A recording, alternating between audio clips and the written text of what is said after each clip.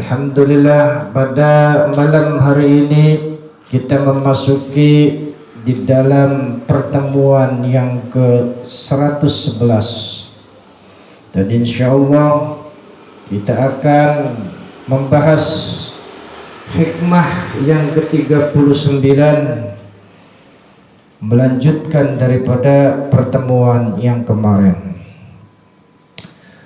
Dalam kitab Al-Hikam karya Ibnu Athaillah As-Sakandari nomor 28 baris ke-6 dari atas, beliau mengemukakan Bismillahirrahmanirrahim, ihtada, telah mendapatkan hidayah, ar-rahiluna ilaihi, orang-orang salik, orang-orang yang mengembara rohani, bi anwarit tawajjuhi, dengan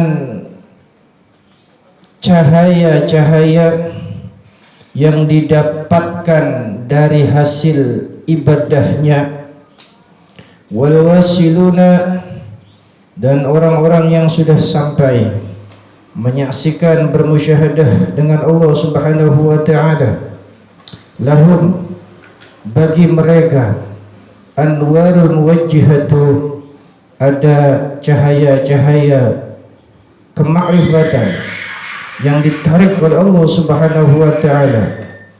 Fal awwalu, maka yang pertama, orang-orang salik, orang-orang yang mengembara ruhani, lil anwari, itu seperti orang yang lagi menuju kepada nur kemakrifatan atau cahaya mengenal Allah Subhanahu wa taala. Wa haula'il anwari, dan orang-orang yang sudah terbiasa, orang-orang yang sudah berkecimpung di dalamnya, bermakrifat dengan Allah Subhanahu wa taala, lahum, bagi mereka. Kenapa? Li'annahum, sebab mereka itu yang ditarik, ya, cahaya kemakrifatannya oleh Allah Subhanahu wa taala di dalam hidupnya, lillahi, segala sesuatunya hanya Allah dan Allah, la li syai'in dunahu, segala sesuatunya bukan selain Allah. Di dalam firman Allah dinyatakan, kul, katakanlah wahai utusan, Allahu, hanya Allah segala sesuatunya. Summa darhum, kemudian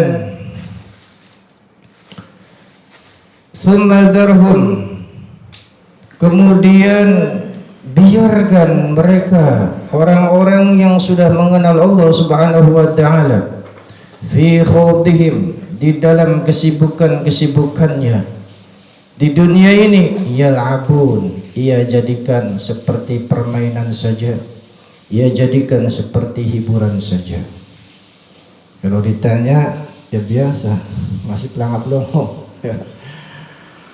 Maka daripada itu, yuk kita sama-sama mendekat dan merapat supaya apa? Kita mengetahui penjelasan yang semestinya supaya kita tidak gagal paham. Sebelum jauh ke sana, biasa saya akan umpamakan dahulu di dalam kehidupan sehari-hari kita agar memudahkan kita semua untuk memahami kajian tasawuf pada malam hari ini. Kita yang hadir dulu pernah kecil, ya, dulu pernah kita menjadi anak-anak kecil. Pada saat kita kecil dulu senang dengan yang namanya kendaraan sepeda, betul tidak? Iya. Makanya ada di situ orang ingin bisa mengendarai sepedanya, paling tidak dia itu harus menyiapkan apa? Sepedanya dulu, entah itu beli, entah itu minjem, gitu ya. Sunat dikit boleh, ya. Terus baru mendapatkannya sepedanya. Nah, kemudian kita apa? Belajar di situ. Wah, kita udah belajar, sungguh-sungguh belajar jatuh bangun. Bukan hitungan sehari 2 hari, mungkin mingguan bahkan bulan. Baru kita bisa menaiki sepeda. Proses panjang berjibaku ya dengan usaha-usaha kita. Tapi ada orang yang naik sepeda, dia tidak beli sepeda lagi, tidak pinjam sepeda lagi, tapi dia tiba-tiba bisa naik sepeda. Dia apakan coba sepedanya? Orang itu orang spesial. Orang itu artinya tanpa belajar dia dibonceng. Siapa yang membonceng? Allah Subhanahu wa ta'ala. Nah, kalau saya sudah dibonceng kan enak ya. Apalagi yang dibonceng bilang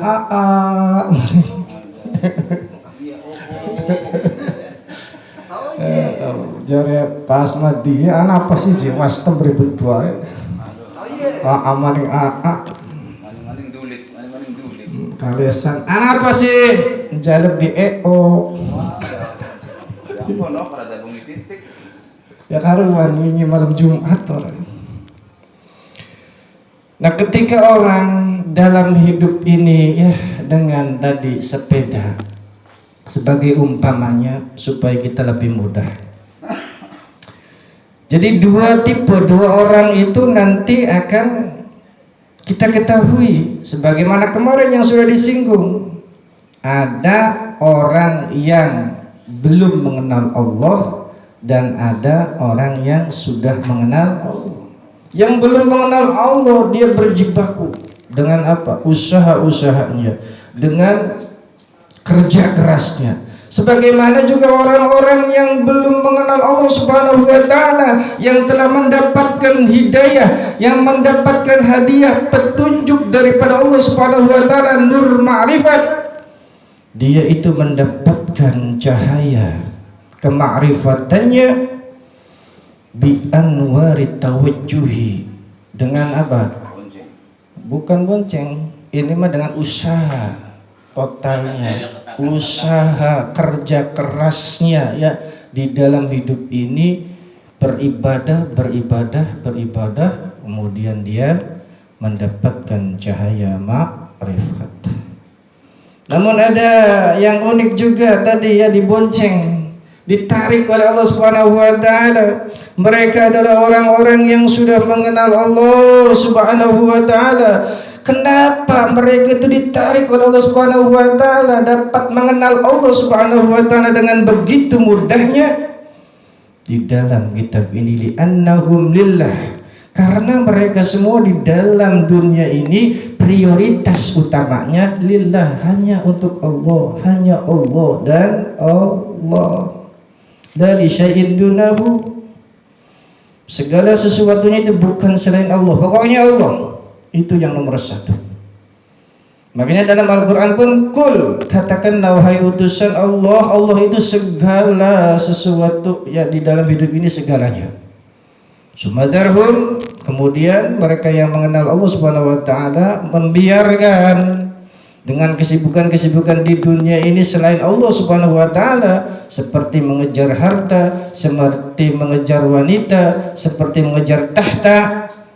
Itu mereka jadikan apa? Hiburan saja, permainan saja. Enggak istilah kata berjibaku betul-betul mengejar hal itu, karena yang dikejar bukan itu di dunia ini. Orang-orang yang ingin mengenal Allah Subhanahu wa ta'ala. Makanya ketika dia ketinggalan dalam harta, ya kalem saja. Ketika dia ketinggalan dalam pangkatnya, biasa saja. Ketika mendapatkan pasangan yang ya katakanlah pas-pasan, ya enggak kecewa. Karena yang dituju di dunia ini bukan itu. Yang dituju adalah yang menciptakan ya pasangan kita, yang memberikan pangkat kita, yang memberikan harta kepada kita. Nah, makanya di dalam hal ini ya, Seorang yang mengembara rohani tadi mendapatkan hidayah cahaya ma'rifat dari Allah Subhanahu wa taala, itu bentuk daripada upayanya, usahanya dengan amalan-amalan zahir yang ia persembahkan kepada Allah Subhanahu wa taala. Tapi orang-orang yang sudah usul, mereka ditarik ya cahayanya ya langsung ya dari Allah Subhanahu wa taala, bukan dari hasil ibadahnya. Nah, itu adalah karunia dan rahmat Allah Subhanahu wa taala. Makanya orang-orang yang salik, orang-orang yang mengembara rohani, orang-orang yang ingin menuju ya ke alam nur ma'rifat, ingin menuju artinya kita berkenalan dengan Allah Subhanahu wa taala, itu adalah orang yang seperti ingin bisa naik sepeda dengan usaha upaya-upaya yang tadi sudah dijelaskan. Ada juga di situ ya orang-orang yang usul, orang-orang yang sudah sampai berkecimpung artinya terbiasa ya dengan cahaya kemakrifatan ya tersebut. Mereka semua adalah orang-orang yang sudah menyaksikan Allah Subhanahu wa taala. Karena apa? Bersih daripada keterkaitan, ketergantungan kepada makhluk-makhluk Allah. Jadi kalau seandainya kita masih menggantungkan segala sesuatunya terhadap makhluk-makhluk Allah, berarti ya kita masih jauh untuk mengenal Allah ya. Nah, kemudian apa pelajaran pada malam hari ini? Pelajarannya hakikat kita mengenal Allah sebagai Tuhan kita. Kita itu janganlah melihat ya kepada makhluk-makhluk Allah. Artinya apa? Yang kita lihat segala sesuatu yang terkait dengan hidup ini yang kita lihat tadi, yang menciptakan, yang memberikan, yang telah mengkaruniakan, sehingga muncullah di dalam diri ini hakul yakin. Ia melihat, ia merasa ya kepada makhluk-makhluk artinya selain Allah Subhanahu wa taala biasa saja.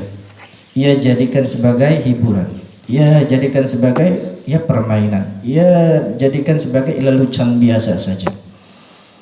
Nah, pada kacamata yang kita jumpai di dunia ini terkadang sebaliknya ya, kepada Allah nomor belakang, tapi dengan makhluk-makhluk Allah kita uber terus. Sehingga ada istilah kata kepala jadi kaki, kaki jadi kepala. Saking berusaha ingin mendapatkan ya hal-hal dunia. Apakah salah? Tidak salah. Silahkan ambil dunia, tapi seperlunya saja. Gitu. Kemudian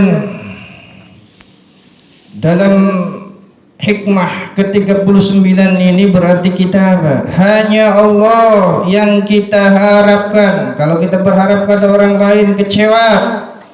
Hanya Allah yang kita takuti, yang lain gak usah kita takuti.